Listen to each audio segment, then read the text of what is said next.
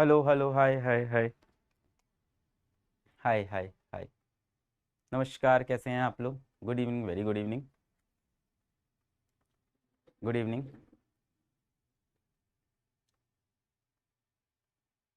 सबसे पहले आप सभी को बहुत बहुत बधाई हो कि आप सबने अपने जीवन का एक अच्छा फैसला लिया कि आप नीट की तैयारी करेंगे इस साल। और आपको बहुत बधाई हो कि आप नीट जैसे कॉम्पिटिटिव एग्ज़ाम के लिए खुद को आपने तैयार किया है और एक बड़े कंपटीशन में आप बैठने जा रहे हैं और उसके लिए आप तैयारी कर रहे हैं।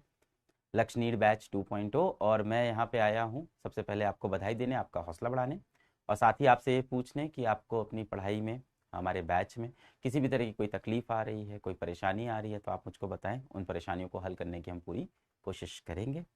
और आप सभी को पता होगा कि इस साल इस वर्ष पीडब्ल्यू से, फिजिक्स वाला से नीट के अंदर बहुत बेहतरीन रिजल्ट्स निकले हैं। और बहुत सारे बच्चे ऐसे थे जिन्होंने सिर्फ ऑनलाइन कोर्स ले रखा था। पहले अर्जुना नीट लिया था, फिर लक्ष्य नीट लिया था, या किसी ने यकीन ले रखा था और भारत के वो टॉप रैंकर्स बने, नीट के अंदर सेलेक्ट हुए। 650 से लेके 710 नंबर तक इन्हीं बैचेस में से आए हैं। तो इसमें कोई दो राय नहीं है कि आप भी वो बच्चे हो सकते हैं। शर्त इतनी है कि आप भी उतनी ही मेहनत करें जितनी ये बच्चे मेहनत कर रहे थे। ये बच्चे इसलिए सेलेक्ट हुए क्योंकि ये इन बैचेस में थे? नहीं, ये बच्चे इसलिए सेलेक्ट हुए क्योंकि ये बच्चे बहुत मेहनत कर रहे थे। तो बैचेस सिर्फ और सिर्फ एक आपकी जर्नी में एक पार्ट बनेगा। बाकी बहुत सारी चीज़ें हैं जिनकी वजह से आपका सिलेक्शन होता है या नहीं होता है। बहुत सी परिस्थितियां होती हैं। शुरू करते हैं सबसे पहले इस बैच के अंदर आपका सेशन। चलो, नमस्ते।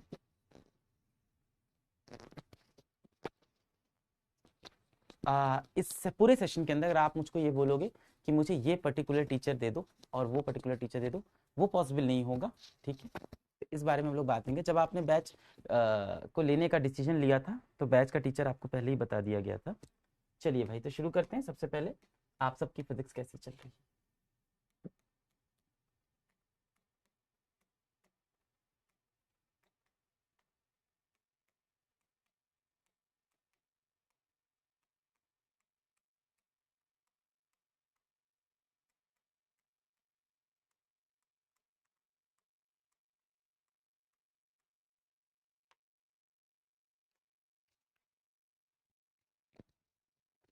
Very good evening.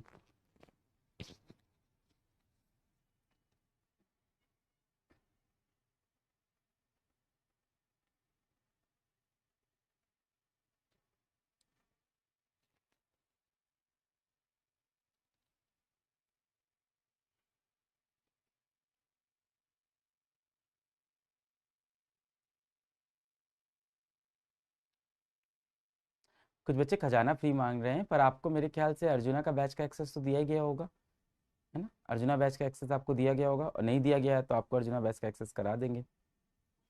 मेरे ख्याल से दे रखा होगा।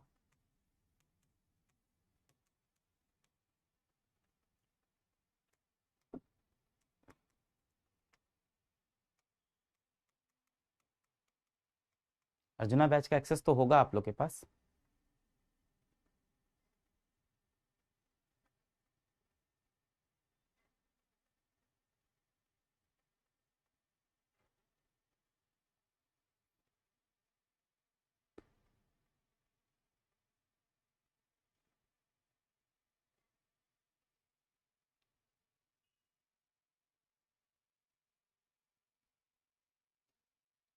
लगभग 36% बच्चों का ये मानना है, 16% बच्चों का ये मानना है, 26% बच्चों का ये मानना है और 21% बच्चों का ये मानना है।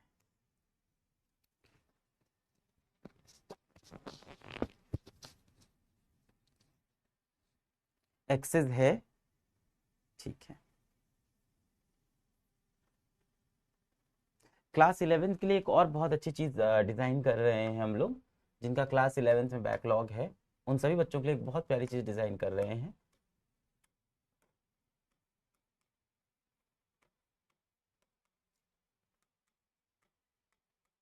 क्लास 11th में जिनके पास भी बैकलॉग है, और बैकलॉग आपका किसी किसी चैप्टर में होता होगा, है ना? किसी को हो सकता हो ग्रेविटेशन का चैप्टर नहीं आता हो फिजिक्स में, है ना?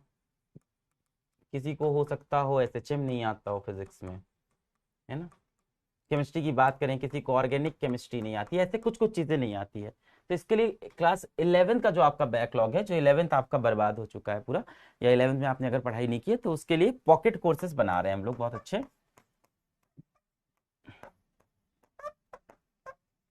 तो ये डिजाइन कर रहे हैं जिसमें किसी भी चैप्टर को 4 से 5 घंटे के अंदर पूरा कंप्लीट करेंगे, 11th के चैप्टर को। प्रैक्टिस शीट भी देंगे, है ना, मतलब डीपीपी भी देंगे और उसको भी सॉल्व कराएंगे। अभी आपकी दिक्कत क्या हो रही है कि आपको क्लास 11 के बैच का एक्सेस तो दे दिया, पर आपको चैप्टर बहुत बड़ा लग रहा है उसमें, है ना, 12 12 लेक्चर है, 13 13 लेक्चर है। तो उन्हीं 12 13 लेक्चर्स को, 10 लेक्चर को छोटा करने की कोशिश करेंगे, 4 से 5 से 6 घंटे के अंदर समराइज करके उसके क्वेश्चन प्रैक्टिस कराएंगे।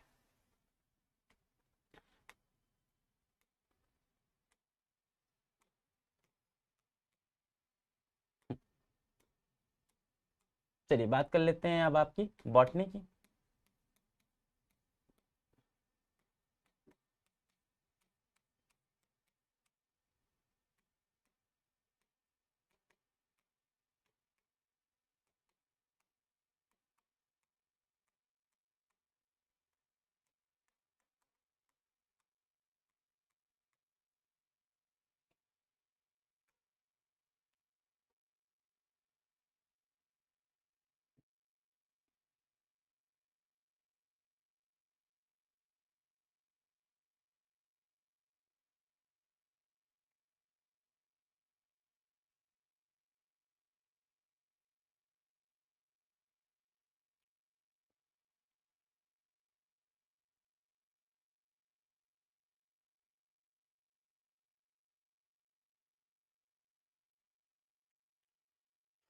मैनेज नहीं हो रहा है बोर्ड और नीट, कॉज मैंने लेट ज्वाइन कर लिया है। मैं अभी यही बात कर रहा था दूसरे बैच के अंदर भी, कि ये क्लास 12th में ये स्कूल जाने के साथ जो नीट की तैयारी करते हैं हम लोग, या आईआईटी की तैयारी करते हैं, बड़ी तकलीफ होती है। क्योंकि सुबह सुबह उठ के 6 बजे, है ना, तैयार होके बैग टांग के, है ना, किसी तरह से बैग लगा के, जैसे तैसे किसी तरह से स्कूल के समय तक स्कूल पहुंच गया। कोई बस से जा रहा है, कोई साइकिल से जा रहा है, कोई अपनी बाइक से जा रहा है, कोई वैन से जा रहा है, जैसे तैसे कर किसी तरह से स्कूल पहुंचते हैं। फिर स्कूल में वही यार समय बर्बाद शुरू हो जाता है। टीचर आता है जो पढ़ाता है कुछ समझ में आता नहीं है। और सबसे बड़ी दिक्कत, टीचर जो स्कूल के अंदर पढ़ा रहा होता है और कोचिंग में जो मास्टर पढ़ा रहा होता है, वो दोनों चैप्टर्स का क्रम अलग चल रहा है, तो वो भी नहीं समझ में आ रहा है एकदम कि ये क्या पढ़ा रहा है, वहाँ वो क्या पढ़ा रहा है। दूसरा, टीचर स्कूल के अंदर नोट ज़्यादा लिखवाता है, छोटे में पढ़ाने की कोशिश करता है, कोचिंग का टीचर कुछ और पढ़ाने की कोशिश करता है।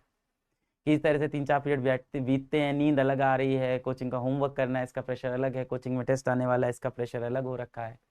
इसके सिवाय स्कूल में अलग चर्चे हैं, दोस्ती यारी है, उसको भी देखना है। आज हर दिन स्कूल में कुछ ना कुछ स्पेशल होता है, स्कूल लाइफ में हर दिन कुछ ना कुछ स्पेशल होता है। आज किसी का बर्थडे है तो स्पेशल है, आज किसी से आपको मिलना है तो स्पेशल है, आज स्कूल के अंदर कोई फंक्शन होने वाला है तो स्पेशल है, आज स्कूल के बाद दोस्तों को बाहर गोला खाना है तो स्पेशल है। तो वो भी एक अलग जीवन में पैरेलली चलता रहता है कि कुछ ना कुछ बहुत स्पेशल होने वाला है, खास होने वाला है।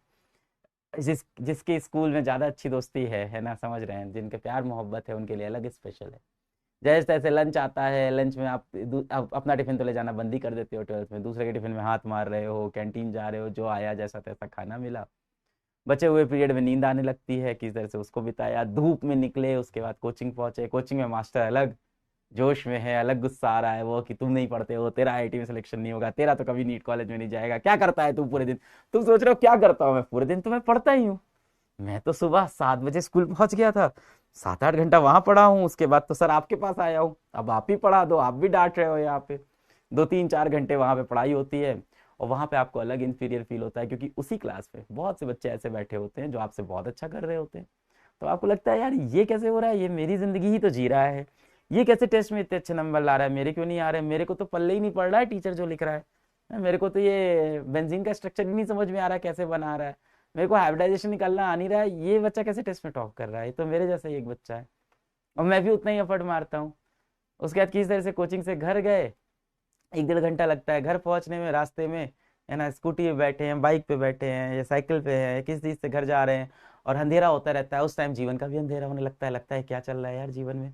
सुबह 7 बजे से उठा था मैं, शाम के 7 बज गए हैं, 12 घंटे चले गए मेरे दिन के, और मैंने कुछ नहीं सीखा है। क्योंकि स्कूल के 7 8 घंटे तो मुझे कुछ समझ में नहीं है कैसे निकल गए। जो टीचर ने बनाया, मैं नोट्स तो लेने गया था, पता नहीं किसकी कॉपी में क्या लिख दिया है, रफ में किया है, कोचिंग के अंदर अब ये इतना आगे निकल गया सिलेबस कि मेरे को अब कुछ समझ में नहीं आ रहा है। मैंने शुरुआत से काश पढ़ाई की होती तो मेरे को ठीक से समझ में आता। इतना सारा सारा पढ़ाया, कुछ कुछ चीज समझ में आई, रिवाइज करने का टाइम कैसे मिलेगा, अभी तो घर पहुंचूंगा 1 घंटा लग जाएगा, इतना थका हूँ। सुबह से 12 घंटे हो गए, अब थोड़ा तो खा के रेस्ट करूंगा। घर गए, उसके बाद माँ बाप ने अलग ताने सुनना शुरू कर दिए। जीवन बहुत कठिन है 12th क्लास के अंदर, 11th के अंदर, जब आप आईआईटी और नीट की तैयारी करते हो। जैसे ही घर पहुंचते हो, माँ बाप की उम्मीद है, कैसा रहा बेटा दिन, क्या हुआ, कुछ खाया तुमने, भूखे हो गए, चलो खा लो, फिर खाना लग गया है, फिर कैसा चल रहा है कोचिंग के अंदर। और उस टाइम मन में ऐसा, जब माँ बाप पूछते हैं ना कैसी चल रही है बेटा पढ़ाई, कैसा हो रहा है कोचिंग के अंदर, तो मन में ना एक अजीब सा गिल्ट होने लगता है, कि दोष अपने अंदर लगने लगता है कि मैं कितना बुरा हूँ, मैंने क्या किया है ना, कि ये इतनी उम्मीद कर रहे हैं मुझसे ये बेचारे। ये मेरी माँ है, ये एकदम पुरानी साड़ी पहनी हुई है, 3 साल से एक नई साड़ी नहीं खरीद रही है। बाप, ये मेरा बाप है ना, इसके जूते भी फटे हुए हैं, इसने पता नहीं किस तरह से अपने बॉस से, अपने दोस्तों से उधार मांग के मुझे कोचिंग में एडमिशन कराया था। और उसके बाद मैं कितना दुष्ट हूँ जो कुछ कर नहीं पा रहा हूँ। क्या करें, ये सच्चाई है, सबके साथ होता है। फिर रात आती है, काली अंधेरी रात, फिर मोबाइल पे लग जाते हैं, क्योंकि हम ढूंढते हैं कोई साथी मिल जाए। व्हाट्सएप के ऊपर दोस्तों से बात करते हैं, क्योंकि हम दुखी हैं, हम एक्चुअली डिप्रेस्ड हैं, हम करना चाहते हैं अच्छा पर कर नहीं पाए। वो जो तुम्हारा दोस्त है ना, जो ये जिंदगी जी रहा है तुम्हारे जैसी, और जिससे तुम खुद को कंपेयर करते हो कि ये मेरी हालत नहीं है, ये सारे दोस्तों की हालत है, सभी ऐसी करते हैं, सभी रात में व्हाट्सएप चलाते हैं, सभी स्कूल में जाते हैं, और स्कूल में तो मौज मस्ती होती ही है, और थोड़ा बहुत तो गर्लफ्रेंड बॉयफ्रेंड करना ही पड़ेगा, स्कूल जा रहे हैं, और थोड़ा तो सोशल मीडिया पे एक्टिव होना पड़ेगा, थोड़ी तो मौज मस्ती होनी पड़ेगी। जिन दोस्तों से खुद को बेटा आप कंपेयर कर रहे हो ना, उनके बाप पैसे वाले हैं। वो पढ़ाई नहीं भी करेंगे तो यहां से उनकी जिंदगी ठीक ठीक तो व्यतीत हो जाएगी। आप वो हो जो अपने पूरे परिवार की उम्मीद हो। आपके माँ बाप की वो हालात नहीं है जो आपके दोस्तों के माँ बाप के। जिन ग्रुप में आप रहते हो, जिन दोस्तों के बीच रहते हो, वो अमीर दोस्त हैं, हो सकता है। अगर आपको लगता है इन सब की यही दिक्कत है, और ये सभी तो ऐसे ही हैं, सभी तो इतनी मेहनत करते हैं, मैं सब जैसा ही हूं, आप हो बेटा सब जैसे ही, पर आपका जो परिवार है वो वैसा नहीं है। आप उन हालातों में बड़े नहीं हुए हो। आपके माँ बाप ने बहुत मुश्किल से, बहुत उम्मीदों से, हो सकता हो बहुत सारे उधारों से, समाज की जिल्लत सह के आपको यहां तक लेके आए हैं। वो जो आपका दोस्त है बेटा, उसके माँ बाप अमीर हैं, उसकी जिंदगी चल जाएगी, आपकी नहीं चलेगी। लेट्स सी क्या रिजल्ट है। 63% बच्चे कह रहे हैं वेरी बेस्ट है, 15% कम से कम कहते हैं ये है, 11% ये कह रहे हैं, और 10% ये है। ठीक है, जूलॉजी की बात कर लेते हैं।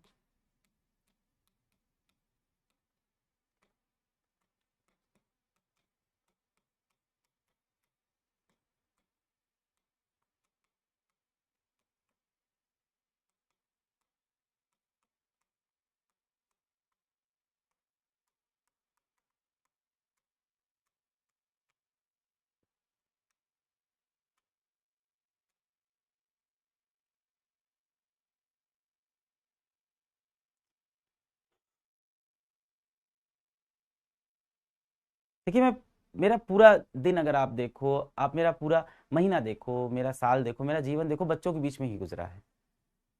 और बदलते हालातों के साथ, जैसे बदले बच्चे बदले, है ना, मतलब बदलते समय के साथ जिस तरह से बच्चे बदले, समाज बदला, सोशल मीडिया बदला, मैं उसी के साथ चल रहा हूँ। मैं आपका दर्द थोड़ा बहुत शायद समझ भी सकता हूँ, है ना, क्योंकि कहीं ना कहीं मैं आप सबके बीच में रहता हूँ। दर्द भी है, जिम्मेदारी भी है, ऐसा ही जीवन मिला है हम सबको। उभर के तो आना पड़ेगा ना, क्योंकि जो उभर के ऊपर आएगा वही तो नायक होगा, वही तो हीरो होगा जीवन का। जीवन में हीरो बनना इतना आसान थोड़ी है, वरना हर कोई हीरो होता जीवन का। क्यों कुछ लोगों की कहानियां हम लोग सुनते हैं, बाकियों की नहीं सुनते हैं? क्योंकि वो कुछ लोग इन कठिन परिस्थितियों के अंदर भी कुछ कमाल कर जाते हैं, कुछ जादू कर जाते हैं। चलो देखते हैं क्या आप लोग बोल रहे हो। वाह भाई, जूलॉजी तो बहुत बढ़िया चल रही है आपकी। 71% बच्चे ये कह रहे हैं, 14%। मैं आपके बैच में आता रहूंगा, हर महीने एक बार मैं आपको जरूर दिखूंगा, आपको सच्चाई से अवगत कराऊंगा, और आपको प्रेरित करने की कोशिश करूंगा कि आप जीवन में खूब बढ़िया करो। केमिस्ट्री की बात करते हैं। मैं कितना भी बोल लूं बेटा कि हम सब यूनिक हैं और हम सब अच्छा करेंगे, अभी इस साल जो सच्चाई है बेटा, उसमें दिक्कत क्या है बताता हूँ।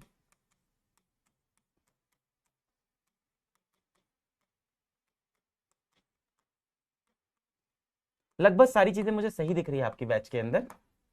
यानी अब जो यहाँ पे सबसे बड़ी चीज है बेटा, वो ये है कि आप पढ़ाई कर रहे हो कि नहीं। सबसे ज्यादा इंपॉर्टेंट, सबसे ज्यादा इंपॉर्टेंट।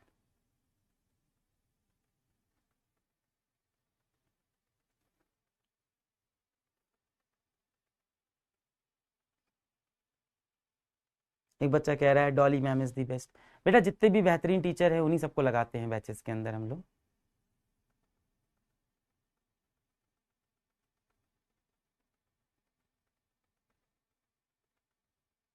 देखो बेटा, मैं कितना भी बोल लूं कि आप जीवन में बहुत अच्छा कर लोगे, हम सब यूनिक हैं, पर आप एक बात समझो कि अभी जिस स्थिति में हम लोग हैं, हम आप हम सब जहाँ फंसे हुए, मैं आपके साथ हूँ।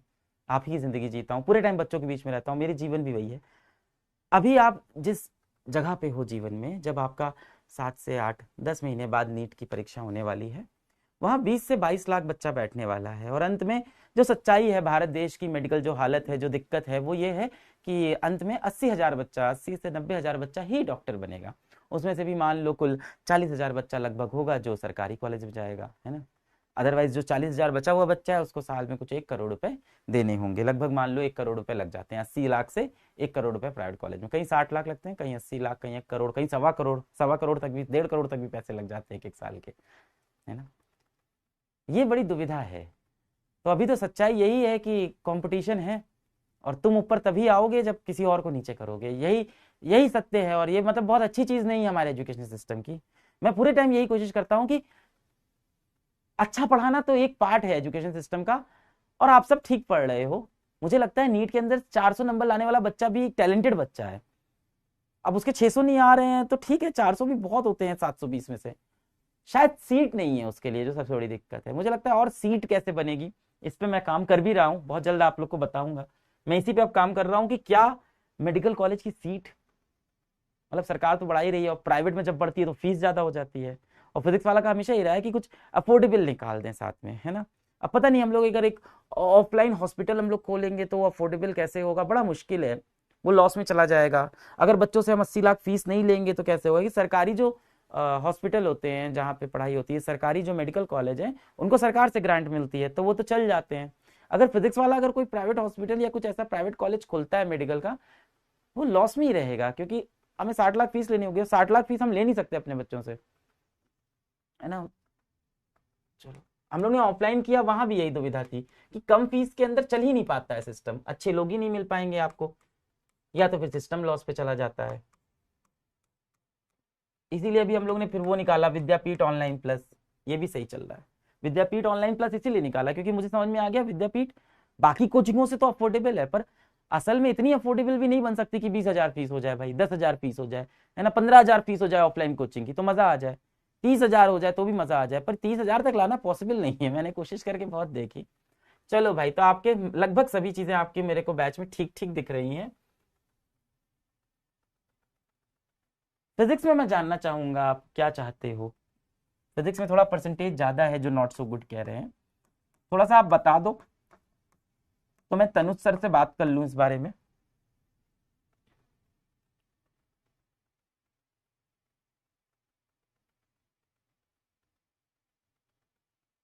गवर्नमेंट से बात, सरकार भी चाहती है सीट बढ़ाना, चैलेंज है।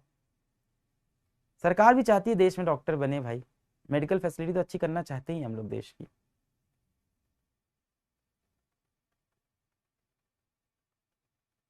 मैं खोल दूं, आज पैसे हैं, आज हम लोग एक हॉस्पिटल खोल सकते हैं, आज हम लोग एक मेडिकल कॉलेज भी खोल सकते हैं। पर मैं खोल के कौन सी प्रॉब्लम सॉल्व कर दूंगा। मैं खोलूंगा, उसकी फीस 60 लाख 80 लाख होगी, फिर मैं कौन सी प्रॉब्लम सॉल्व कर रहा हूँ। हाँ, कुछ सीट्स बढ़ जाएगी, ये प्रॉब्लम सॉल्व होगी। कितनी बढ़ेगी ये सब करने के बाद भी? 500 सीट, 1000 सीट, खत्म। कितनी सीट बढ़ा लूंगा ये करने के लिए? फिर इतने रेगुलेशन होते हैं, इतना आसान भी नहीं है ये सब करना। पता नहीं मुझे ओपनली ये सब बात करनी भी चाहिए कि नहीं। न्यूमेरिकल कुछ बच्चे बता रहे हैं, और न्यूमेरिकल्स ही बता रहे हैं सब। समझ नहीं आता, ये तो कोई आंसर नहीं हुआ बेटा किसी भी चीज का।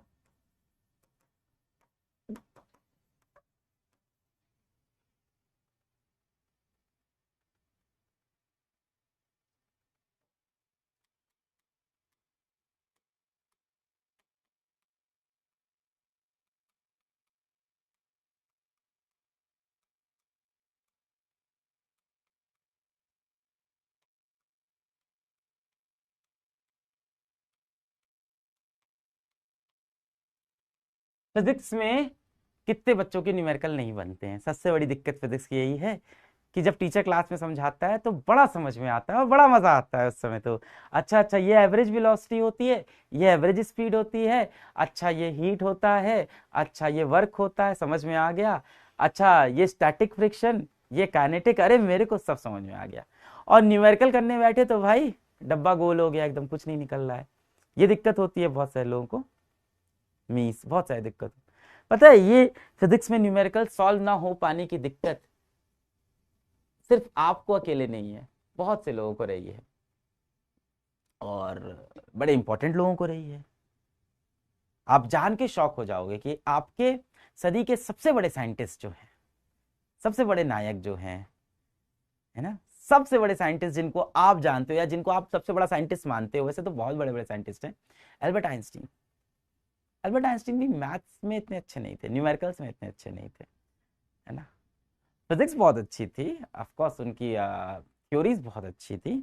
मैथ्स वाला पार्ट उनका, थ्योरी ऑफ रिलेटिविटी में भी जाओ तो मैथ्स वाले पार्ट पे वो इतने स्ट्रांग नहीं थे। अब आप जैसे भी नहीं होंगे, एल्बर्ट आइंस्टीन है वो, मेरे जैसे भी नहीं होंगे, हम सबसे तो बहुत ऊपर है ना। हम सबके तो भीष्म पितामह लेवल है, हम सबसे तो वो गॉड लेवल है।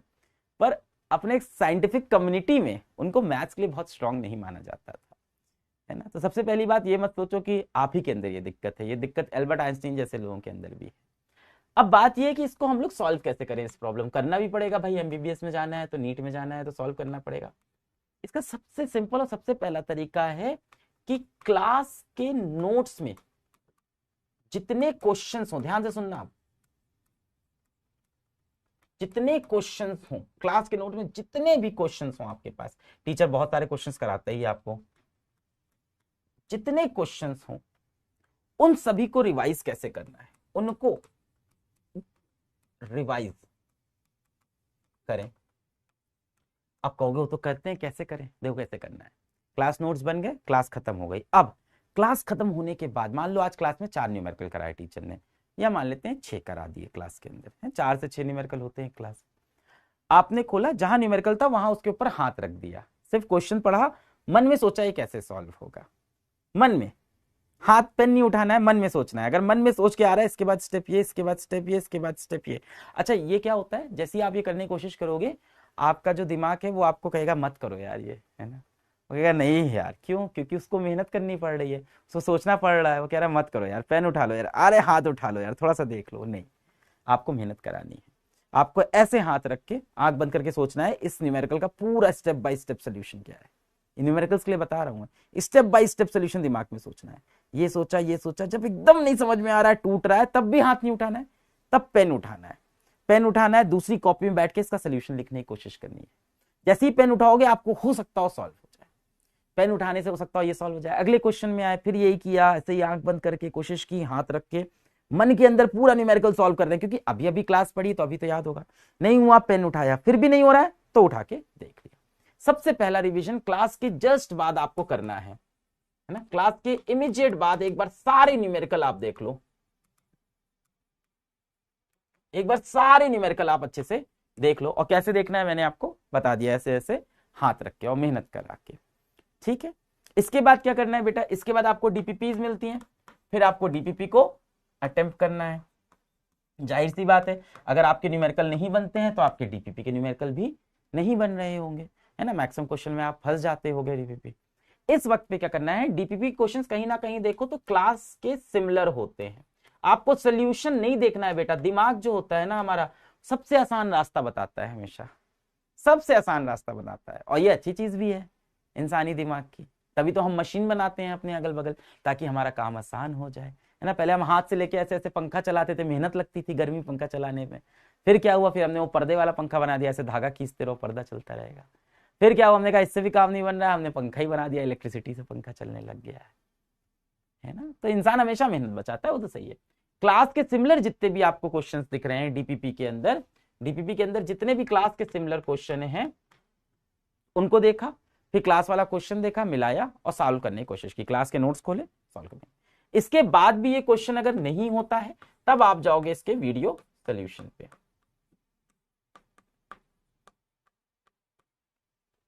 और वीडियो सोल्यूशन तब देखोगे, या हो सकता हो टेक्स्ट सोल्यूशन देख लो, और फिर वीडियो सोल्यूशन देख के इसको सॉल्व करोगे, फिर इसके बाद इसको भी रिवाइज करोगे। अच्छा, जो न्यूमेरिकल आपसे नहीं बनते ना, ये एक दिन में सॉल्व नहीं होगा। ये सारी प्रैक्टिस बेटा आपको रिपीट करनी है, ये सारी प्रैक्टिस आपको रिपीट करनी है। आप मान के लो 30 दिन तक, 30 डेज आप ये प्रैक्टिस रिपीट करो।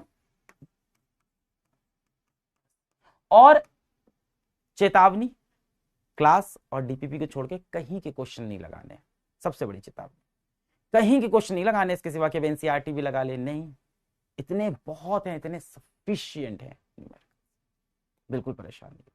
क्या इसके सिवा और न्यूमेरिकल लगाने लग जाओ, नहीं, 30 दिन तो बिल्कुल नहीं, 30 दिन तक तो बस इसको रिपीट करते रहो, 30 दिन तक इसको लगातार रिपीट करते रहो, ठीक है।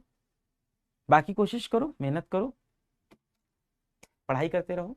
All the very best.